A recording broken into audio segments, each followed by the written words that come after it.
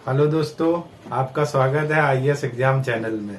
दोस्तों, कल मैंने आपको पॉलिटी का एक प्रस्तावना के बारे में बताया था। पॉलिटी में जो प्रस्तावना है उसमें मैंने कुछ आपको वर्डिंग बताई हुई थी और मैंने आपसे कहा था कि अगर किसी भी व्यक्ति को अगर कोई समस्या आ रही है तो आप लोग कमेंट करिए और उस कमेंट का आपका जवाब दिया जाएगा।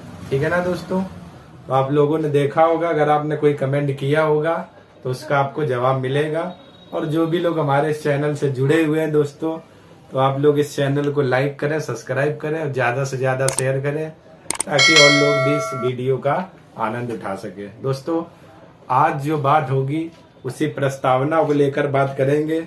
और कल मैंने जो आपको बताया था आखिरी शब्द प्रस्तावना में, जरा ध्यान से देखिए, यहाँ पर कहीं लिखा होगा गणतंत्र के बारे में मैंने बताया था, या गणराज्य। गणराज्य यहाँ तक आपको मैंने बता दिया था दोस्तों कल। गणराज्य या गणतंत्र यानी ऐसा तंत्र जहाँ का शासन प्रमुख वंशानुगत क्रम में ना होकर किसके द्वारा चुना जाए? जनता के द्वारा। ठीक है ना दोस्तों? तो आज की क्लास उसी के आगे शुरू करते हैं, लेकिन उससे पहले जरा एक कुछ हो जाए आपके लिए रोमांटिक सा, तो आप लोग जरा ध्यान से सुनिएगा। ध्यान से सुनिएगा। तीर दिल के पार भी हो जाएगा, तीर दिल के पार भी हो जाएगा और फूल खुशबूदार भी हो जाएगा। तीर दिल के पार भी हो जाएगा और फूल खुशबूदार भी हो जाएगा। अरे पहले हमसे दोस्ती करके तो देखिए, धीरे धीरे आपको प्यार भी हो जाएगा। शुरू करते हैं दोस्तों आज की क्लास इस खूबसूरत शायरी के साथ। जरा देखिए, आज दोस्तों बात करेंगे प्रस्तावना। ठीक है ना? ये जो आपकी प्रस्तावना है यूएसए से ली गई है, ठीक, और इसकी जो भाषा है आपकी ऑस्ट्रेलिया से। और कल मैंने गणराज्य तक आपको बता दिया था। आज दोस्तों बात करेंगे कौन से 3 प्रकार के न्याय की बात की गई प्रस्तावना में, और वो 3 न्याय कौन से हैं? सामाजिक, आर्थिक और राजनीतिक न्याय। और मैंने ये लिखा हुआ न्याय कौन कौन से? सामाजिक, आर्थिक और राजनैतिक न्याय। ठीक है ना दोस्तों? सामाजिक, आर्थिक और राजनैतिक न्याय, और 3 प्रकार के न्याय की बात होगी। ठीक दोस्तों? तो सबसे पहले दोस्तों देखते हैं जरा सामाजिक न्याय क्या होता है। ठीक, आप लोग ध्यान से देखिए। सामाजिक न्याय का दोस्तों मतलब आपका होगा जाति, जाति कौमा लिंग कौमा रंग, रंग रूप।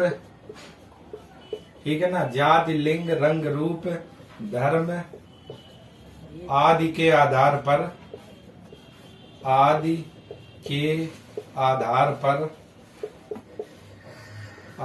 पर कोई भेदभाव नहीं होगा, कोई भेदभाव नहीं होगा, नहीं होगा। ये आपका क्या बात कहती है दोस्तों? न्याय। और 3 प्रकार के इसमें बात की है। देखो, एक ये वर्ड लिखा है सामाजिक, आर्थिक, और दूसरा दोस्तों आपका कौन सा लिखा हुआ है? राजनीतिक न्याय। और सबसे पहले बात करेंगे क्या?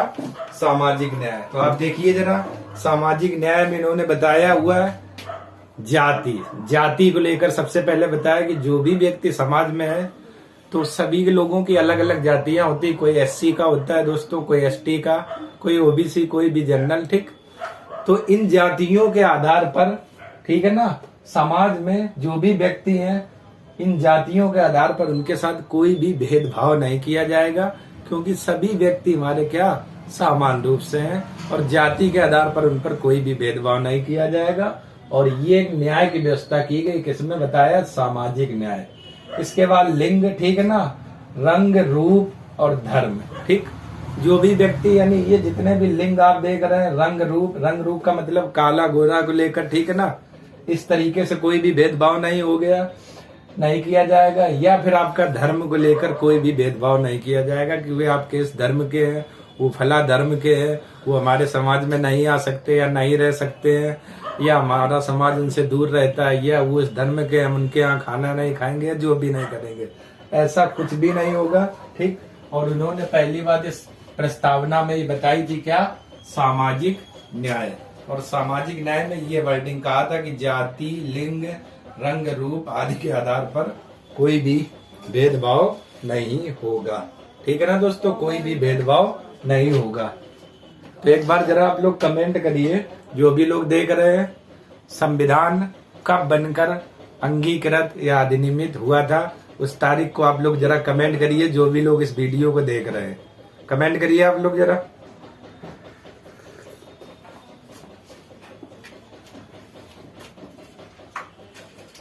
इसके बाद दोस्तों जरा बात करते हैं, एक शब्द आपका आया हुआ आर्थिक, तो ये आपका हो गया सामाजिक न्याय, ठीक है ना। अब दोस्तों हम बात करेंगे कौन सा, आर्थिक न्याय। तो आर्थिक न्याय का मतलब होगा आपका आय व संपदा,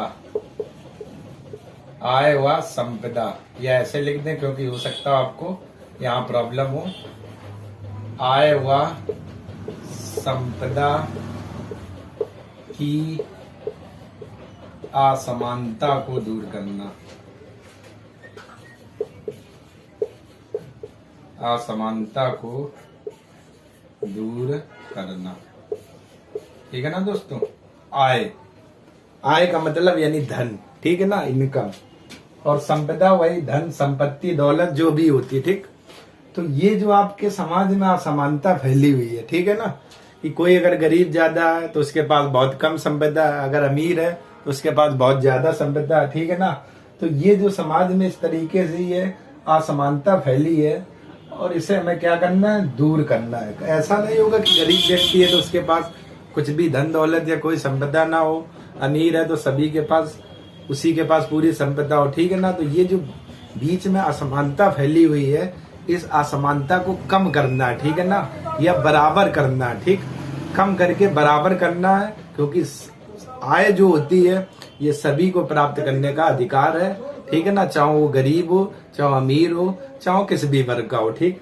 तो ये बात हमारी किस प्रकार की न्याय की हो रही थी, आर्थिक न्याय। और आर्थिक न्याय का मतलब क्या हुआ, आय व संपदा की असमानता को दूर करना, ठीक। दोस्तों एक आपका जो ये न्याय बचा हुआ कौन सा है, राजनीतिक न्याय, ठीक है ना। राजनीतिक के बारे में जरा आप लोग ध्यान से सुनिएगा। राजनीतिक के बारे में मैं यहाँ पर बात करता हूँ। राजनीतिक ये आपका राजनीति से जुड़ा है, राजनीति से मतलब, ठीक। राजनीतिक न्याय का मतलब ध्यान से देखिएगा, ठीक है ना। समाज में जो भी राजनीतिक न्याय है तो इसका मतलब ये हुआ कि जैसे आपके यहाँ प्रधानमंत्री हैं तो ऐसा नहीं होगा कि अगर प्रधानमंत्री हैं तो प्रधानमंत्री के लड़के बच्चे या जो भी हैं उन्हीं को राजनीति में जाने का अधिकार है, ठीक, या वही प्रधानमंत्री बन सकते हैं, या वही राष्ट्रपति बन सकते हैं, या वही कुछ भी जो भी आपके पोस्ट होती है राजनीतिक जो भी होती है सब वही बन सकते, ठीक। ऐसा नहीं होगा। क्या इन्होंने कहा राजनीतिक न्याय में कि सभी वर्ग के लोग, सभी वर्ग के लोग, चाहे वो किसी भी धर्म के हो, किसी भी जाति के हो, किसी भी रंग या रूप के हो, सभी वर्ग के लोग किस में जा सकते हैं, राजनीति में, ठीक है ना। या सभी वर्ग के लोग राष्ट्रपति भी बन सकते हैं, वो कोई भी वर्ग होता है, ठीक, या आपका प्रधानमंत्री भी बन सकते हैं। तो यहाँ पर राजनीतिक न्याय में ऐसा नहीं होगा कि अगर प्रधानमंत्री हैं तो उन्हीं के यहाँ से सभी राजनीति में जाए। किसी भी धर्म के लोग जो भी होते हैं वो राजनीति में क्या जा सकते हैं। इस तरीके को लेकर कोई भी समाज में किसी के साथ भेदभाव नहीं किया जा सकता है। तो राजनीति में जाना, ठीक है ना, राजनीति में जाना, ये मतलब हुआ, ठीक। तो एक बार देख लेते जरा दोस्तों तीनों। फिर पहली बार मैंने बताया था सामाजिक न्याय। सामाजिक न्याय का मतलब क्या हुआ था, जाति, लिंग, रंग, रूप, धर्म, इन सभी चीजों को लेकर समाज में कोई भी भेदभाव नहीं किया जाएगा, सभी बराबर है और सभी के लिए आपका ये सारी व्यवस्थाएं समान रहेंगी। आर्थिक न्याय की बात करें, जो समाज में आय व संपदा की असमानता जो फैली हुई है इसे क्या करना है, दूर करना है, ठीक है ना। क्योंकि जो आय या धन या संपदा जो भी है ये जो असमानता फैली है जिसकी वजह से असमानता को क्या करना है, दूर करना है समाज में, ठीक है ना दोस्तों। समाज में क्या दूर करना है। राजनीतिक न्याय का मतलब सभी धर्म के लोग राजनीति में जा सकते हैं, ठीक है ना, राजनीति में जा सकते हैं। और इस चीज को लेकर ऐसा कोई भेदभाव नहीं होगा कि अगर कोई व्यक्ति विधायक है, ठीक, तो उन्हीं के लड़के बच्चे जाएंगे, सभी वर्ग के लोग जा सकते हैं। या कोई भी व्यक्ति आपका प्रधानमंत्री है तो सभी वर्ग के लोग प्रधानमंत्री बन सकते हैं, या कोई भी राष्ट्रपति तो सभी के वर्ग के लोगों को राष्ट्रपति बनने का अधिकार है। ये 3 प्रकार के न्याय की बात की गई थी किसमें दोस्तों, प्रस्तावना में। तो एक बार जरा आप लोग स्क्रीनशॉट इसका ले लीजिए, इसके बाद आगे बात करते हैं। एक बार जरा स्क्रीनशॉट ले लीजिए आप लोग। दोस्तों स्क्रीनशॉट ले लिया होगा। अब दोस्तों आगे बात करते हैं, तो जरा आप लोग देखिएगा ध्यान से आगे, ठीक है ना। अब दोस्तों देखिए, ठीक, स्वतंत्रता के बारे में बात कही गई, न्याय हो गया आपका। कौन कौन सी, एक शब्द यहाँ पर ध्यान से दोस्तों देखिए, विचार लिखा हुआ है। विचार, अभिव्यक्ति, धर्म, विश्वास और उपासना, ये हमें 5 शब्द देखना, ठीक है ना। और ये क्या बताएंगे स्वतंत्रता के बारे में, यानी विचार, अभिव्यक्ति, धर्म, विश्वास और उपासना, ठीक है ना दोस्तों। ये बात सबसे पहले बात करते हैं विचार, ठीक है ना। तो विचार की अगर दोस्तों बात करें तो विचार एक मानसिक कार्य है। तो जरा देखिए, विचार एक, ठीक है ना, मानसिक कार्य है, मानसिक कार्य है। विचार एक मानसिक कार्य है, ठीक है ना दोस्तों। विचार एक मानसिक कार्य है, मानसिक कार्य है, ठीक है ना। मानसिक, मानसिक का मतलब अभी मैं बताता हूँ दोस्तों क्या है। विचार एक मानसिक कार्य है, इसका मतलब आप लोग देखिएगा। मानसिक कार्य का मतलब दोस्तों क्या हुआ, जरा ध्यान से आप लोग देखिएगा। विचार यानी मानसिक कार्य का मतलब जैसे जैसे सोचना, ठीक है ना दोस्तों, सोचना या क्या, चिंतन करना, चिंतन करना, ठीक है ना दोस्तों। ये मतलब हुआ विचार। विचार एक मानसिक कार्य, मानसिक क्या, मानसिक का मतलब आप अपने मन में या दिमाग में क्या करते हो, सोचते हो या तो चिंतन करते हो, ठीक है ना। इसी कारण से क्या दिया गया, विचार आपका क्या, मानसिक कार्य हो गया, ठीक है ना, मानसिक कार्य। और इसीलिए लिखा हुआ मानसिक कार्य में कौन कौन से, जैसे सोचना, चिंतन करना, ठीक है ना। जो भी आप मानसिक कार्य करते हो उसे क्या बोला जाता है, विचार, ठीक। ये शब्द आपको दिया था इसमें, कहां पर, ये, ठीक है ना, विचार। इसके बाद दोस्तों बात करते हैं अभिव्यक्ति। विचार के बाद अगला शब्द दिया हुआ अभिव्यक्ति।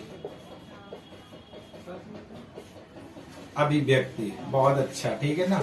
अभिव्यक्ति, अभिव्यक्ति का मतलब ये होता है दोस्तों, विचार का अगला रूप है, ठीक है ना। ठीक, जैसे आपने यहाँ पर क्या हुआ, विचार एक मानसिक कार्य है, सोचना, सोचा आपने, चिंतन किया। अभिव्यक्ति का मतलब ये हुआ विचारों को प्रकट करना, विचारों को प्रकट करना, प्रकट करना, ठीक है ना, ठीक। इसे क्या बोला जाता है, अभिव्यक्ति, यानी विचारों को प्रकट करना। इसका मतलब क्या हुआ, पहले आपने विचार किया, बहुत अच्छे से सोचा समझा, ठीक है ना, पूरी बात अपने दिमाग में आपने बैठा ली कि हमें क्या क्या बोलना है। अब मैंने इतना सोच लिया हुआ है, इसके बाद सोचने के बाद यानी आपने सब कुछ ये मानसिक करके विचार कर लिया, सोच लिया, चिंतन कर लिया, ठीक।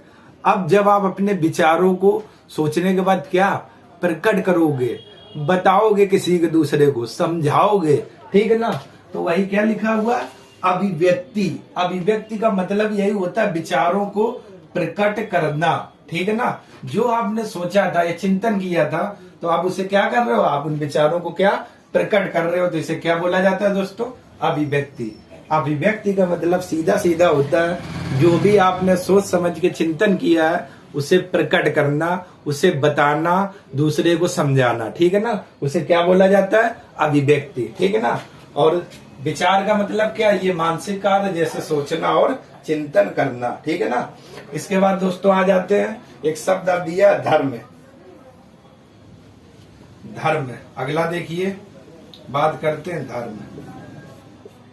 धर्म, ये देखो आपका लिखा हुआ कहां पर, प्रस्तावना में, धर्म, ठीक। तो धर्म के बारे में तो कोई चीज बताने का है नहीं, सीधा सीधा आपको पता है क्या धर्म का मतलब क्या होता है, किसी भी धर्म को स्वीकार करना, किसी भी धर्म को स्वीकार करना, धर्म को स्वीकार करना, ठीक है ना। आप समाज में हो तो आप पर कोई ऐसा जोर दबाव नहीं होगा कि नहीं आप यही धर्म स्वीकार करिए, नहीं तो हम आप पर ये कर देंगे, आप पर केस कर देंगे।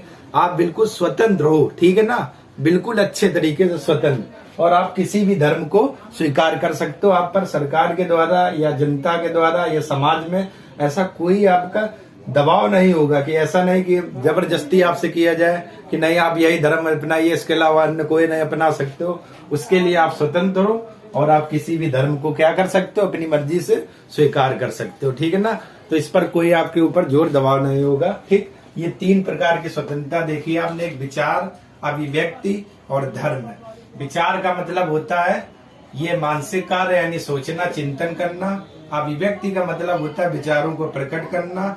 धर्म का मतलब होता है किसी भी धर्म को स्वीकार करना। इसके बाद दोस्तों बात करते हैं विश्वास।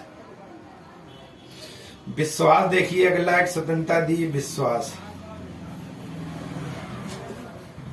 विश्वास, विश्वास का मतलब क्या है, किसी भी विचारधारा को स्वीकार करना।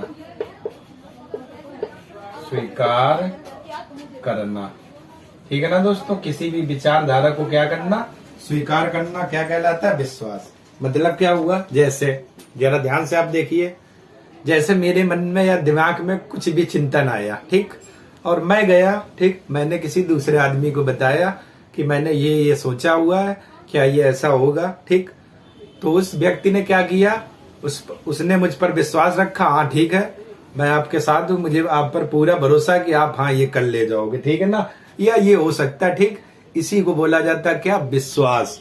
और विश्वास में वर्डिंग देखिए, किसी भी विचारधारा। ठीक है ना, विचारधारा का मतलब जो मैंने सोचा था और मैंने अगले व्यक्ति को बताया, उसने मेरी विचारधारा को क्या किया, स्वीकार किया, हम पर विश्वास जगाया। ठीक है ना, और उसे पूर्ण विश्वास हो गया। और वही वर्डिंग लिखी हुई, किसी भी विचारधारा को स्वीकार करना। और ये भी किसके अंतर्गत है, एक स्वतंत्रता है। ठीक है ना, किसी भी आप विचारधारा को स्वीकार कर सकते हो अगर आपको अच्छा लगता है। ठीक, कोई बाध्य नहीं होगा, कोई आप पर जोर दबाव नहीं डालेगा कि नहीं उन्होंने ये कहा तो आपको यही करना है। जो आपको अच्छा लगे आप किसी भी विचारधारा को क्या कर सकते हो, स्वीकार कर सकते हो। इसके बाद दोस्तों देखिए जरा, विश्वास के बाद अगला शब्द है उपासना। बहुत अच्छा शब्द है दोस्तों, जरा देखिएगा, बात करते हैं उपासना। उपासना, ठीक है ना दोस्तों, उपासना। ठीक है ना दोस्तों, उपासना का मतलब ध्यान से देखिए दोस्तों, क्या होता है, जैसे कोई भी व्यक्ति ने अगर कोई धर्म को अपनाया तो धर्म को व्यवहार में लाना। धर्म को व्यवहार में लाना। धर्म को व्यवहार में लाना का मतलब, जैसे व्यक्ति है, अनेक धर्मों के होते हैं। ठीक है ना, धर्म को व्यवहार में लाने का मतलब सीधा सीधा पूजा पाठ करना।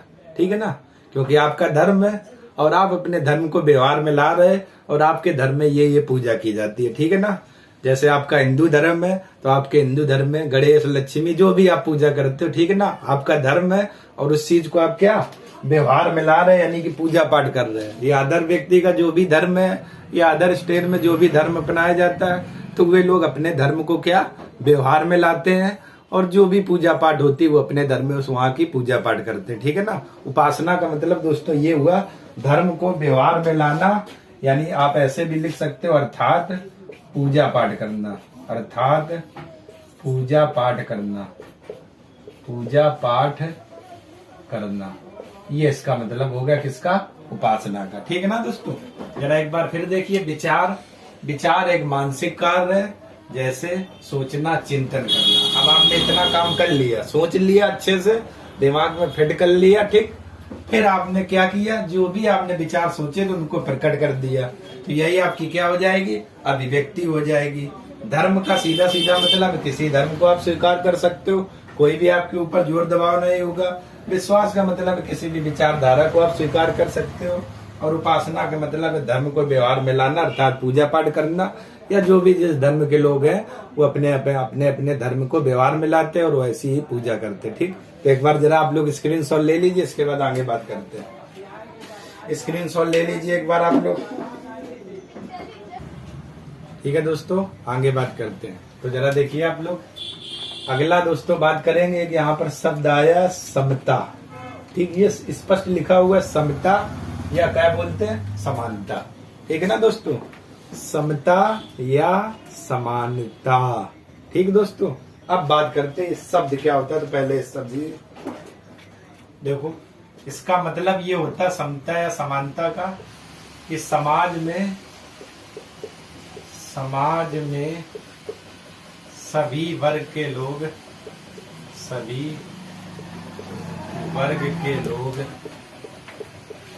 समान है।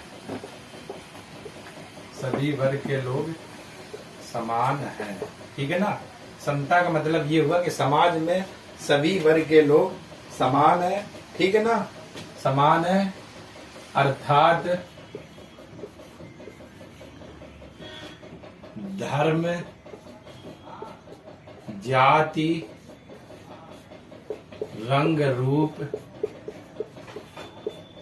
के आधार पर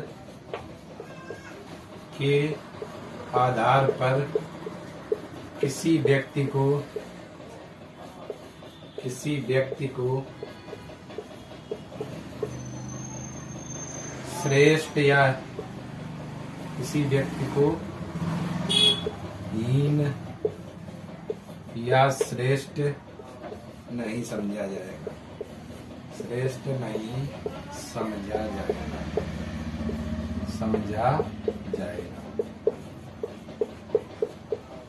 ये मतलब हुआ, क्या हुआ दोस्तों, समानता या समता। ठीक, क्या है कि समाज में जो भी जितने भी वर्ग के लोग हैं, आपके समाज में जितने भी वर्ग के लोग हैं, ठीक है ना दोस्तों, तो ये सभी लोग आपके क्या है, सभी वर्ग के लोग समान है, ठीक है ना।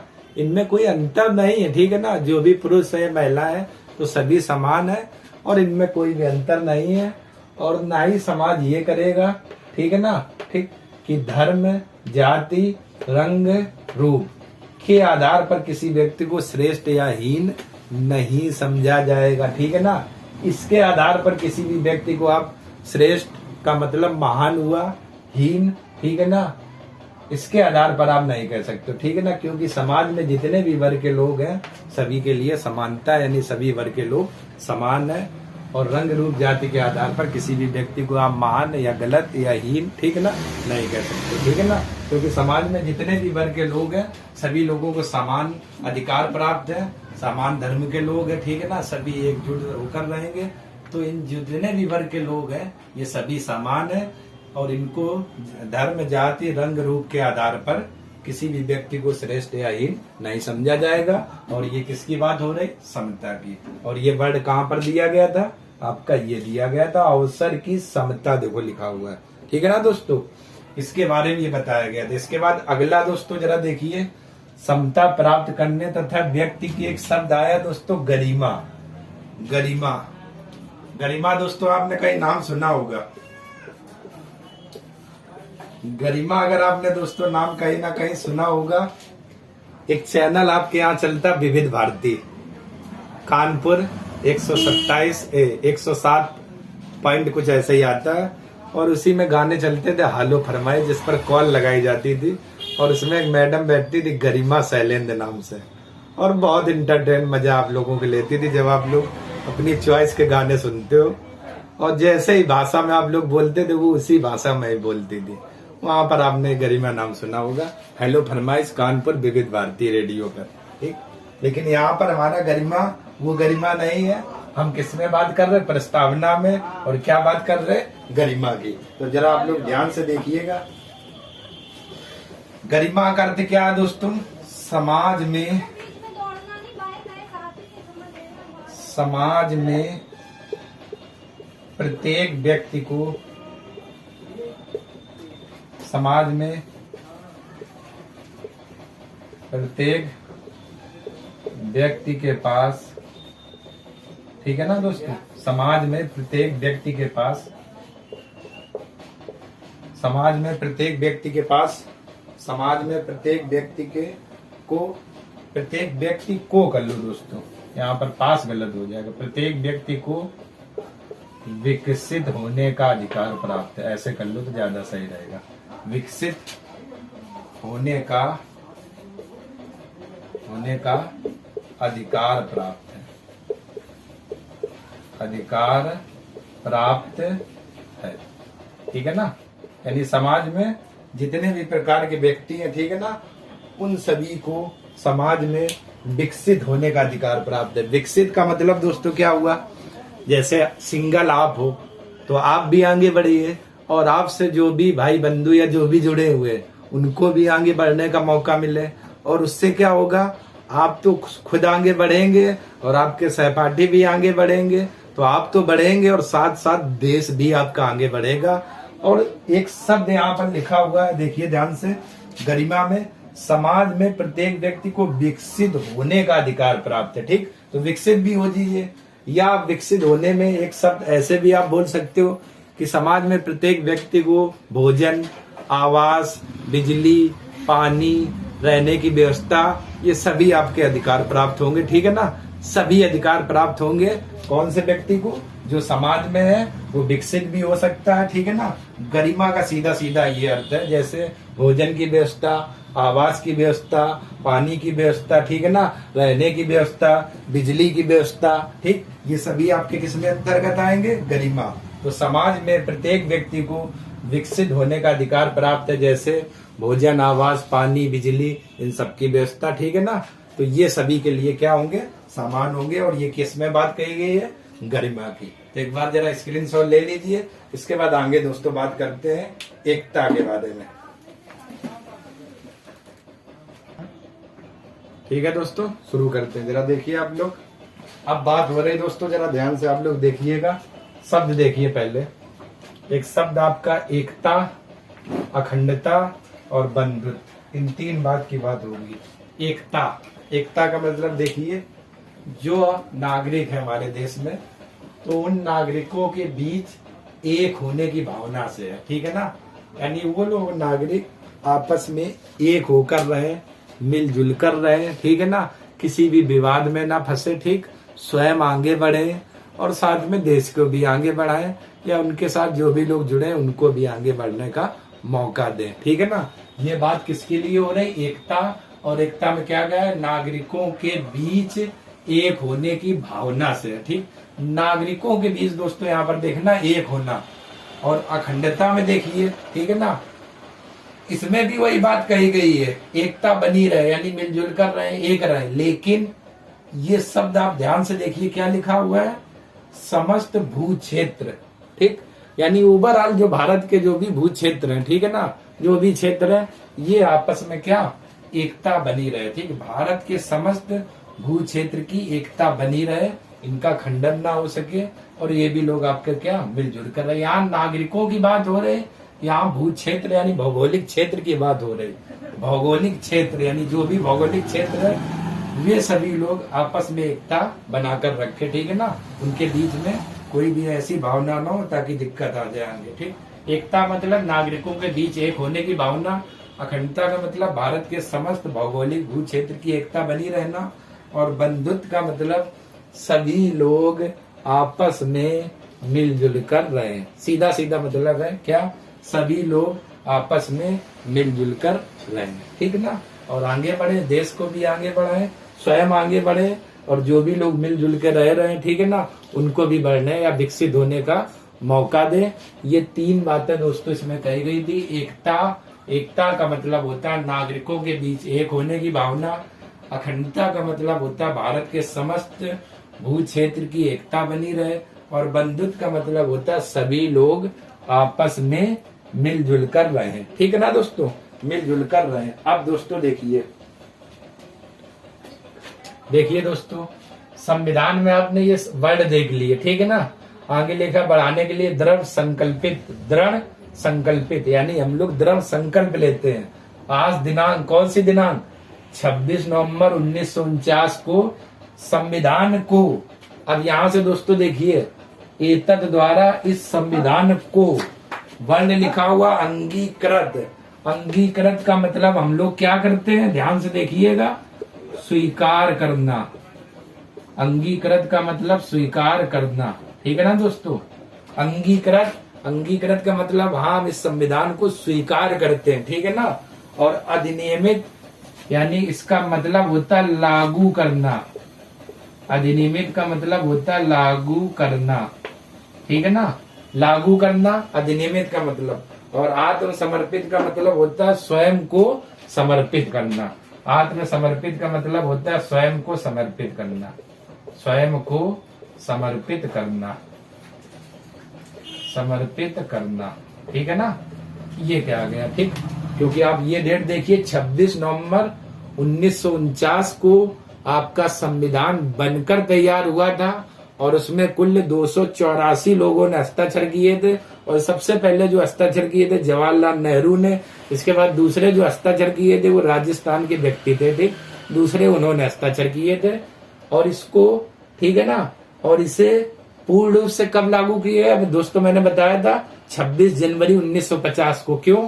क्योंकि जवाहरलाल नेहरू ने जब रावी नदी के तट पर 1930 में तिरंगा झंडा फहराया था तो इन्होंने ये कहा था कि जब भी हम स्वतंत्र होंगे तो वो हमारी तारीख कौन सी होगी? 26 जनवरी। तो उनकी तारीख को यादगार बनाने के लिए 26 जनवरी 1950 को संविधान पूर्ण रूप से लागू हुआ था और आंशिक रूप से 26 नवंबर 1949 को जब बनकर तैयार हो गया तो ये हम लोग क्या इस चीज को क्या करते हैं? स्वीकार करते हैं। और जब ये लागू होगा तो हम स्वयं को क्या करते हैं? समर्पित करते हैं। ये आपकी पूरी प्रस्तावना थी और आपने एक एक शब्द का अर्थ बहुत अच्छे से देखा हुआ है, ठीक। जो भी लोग सिविल की तैयारी कर रहे हैं, ठीक है ना, ध्यान रखना वहां पर आपसे कुछ भी पूछा जा सकता है कि प्रस्तावना में समाजवाद या धर्मनिरपेक्ष का क्या अर्थ है, ठीक है ना। निम्नलिखित में से इसे अपने शब्दों में लिखिए। आगे लिखा होगा 150 वर्ड या 200 वर्ड। IAS में से हर बार नए कुछ भी सवाल पूछे जा सकते हैं आपसे। या हो सकता हो आपसे ऐसे कह दिया जाए प्रस्तावना में राजनीतिक न्याय का क्या अर्थ है? 200 शब्दों में लिखिए और आपको लिखना होगा। और जब आपको थोड़ा बहुत पता होगा तो आप अपने दिमाग से वहां पर लिख भी सकते हैं, ठीक। एक बार देखिए जरा, एकता का मतलब होता है नागरिकों के बीच एक होने की भावना। अखंडता का मतलब होता है भारत के समस्त भौगोलिक क्षेत्र की एकता बनी रहे। बंधुत्व का मतलब होता है सभी लोग आपस में मिलजुल कर रहे, ठीक। अब 26 नवंबर 1949 को एतत् द्वारा इस संविधान को, यानी जिस दिन ये आंशिक रूप से लागू हुआ तब हम लोग इस संविधान को क्या अंगीकृत का मतलब होता है स्वीकार करते हैं। अधिनियमित का मतलब होता है लागू करना। और जब लागू हो जाएगा तो हम स्वयं को क्या करेंगे? समर्पित करते हैं। ये आपकी पूरी प्रस्तावना दोस्तों रही, ठीक। तो एक बार आप लोग जरा पूरे का स्क्रीनशॉट ले लीजिए, पूरे का स्क्रीनशॉट ले लीजिए, ठीक है ना दोस्तों। आपने पूरे का स्क्रीनशॉट ले लिया होगा दोस्तों। कल जब आपकी क्लास होगी तो कल मैं बात करूंगा क्या प्रस्तावना में संशोधन हो सकता है, कौन कौन से वो केस थे। बेरूवरी केस क्या था, केशवानंद भारती बनाम केस क्या था, इन्होंने क्या क्या कहा था, क्या परिवर्तन होगा कि नहीं होगा, कल दोस्तों इसी पर चर्चा करेंगे। अगर आपको ये वीडियो पसंद आ रहा है दोस्तों तो आप लोग लाइक करें, सब्सक्राइब करें, शेयर करें और क्लास का आनंद लेते रहिए। जब तक के लिए आपका धन्यवाद।